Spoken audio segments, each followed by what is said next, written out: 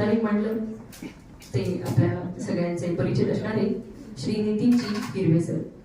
श्री नितीनजी हिरवे यांचा जीवन प्रवास प्रतिकूल परिस्थितीतही कष्ट, प्रामाणिकपणा आणि संस्कारांच्या बळावर घडला.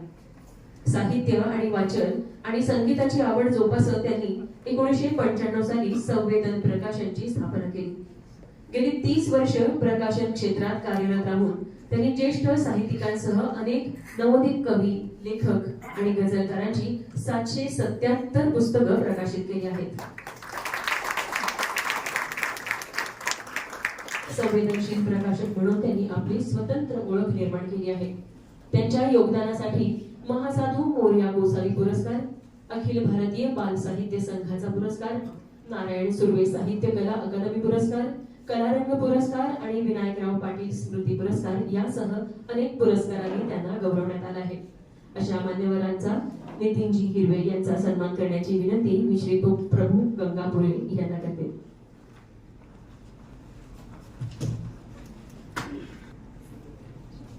प्रयत्नांना मिळाली दिशा, कष्टांना मिळाले फळ. प्रयत्नांना मिळाली दिशा, कष्टांना मिळाले यश, कर्तृत्वाचा सन्मान झाला अर्पित होतो हा क्षण. प्रकाशिका देखील उपस्थित आहे. अच्छा, सौ नीताताई हिरवे यांना विनंती. हो, हे पण आपण शिकून घ्यायला हवं.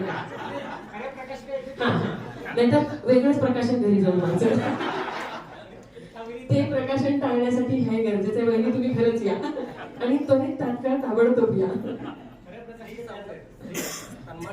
छान वाटलं. आडनावाप्रमाणे स्मृतिगंध देणारी आणि हिरवेगार विचार मनात असणारी अशी जोडी प्रकाशक म्हणून लावली.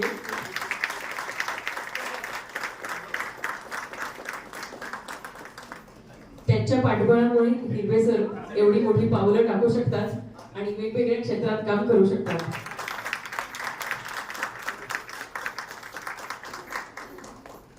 आज खऱ्या अर्थी एका पतीने आपल्या पत्नीचा सन्मान मनापासून केला असं म्हणायला हरकत नाही. यानंतर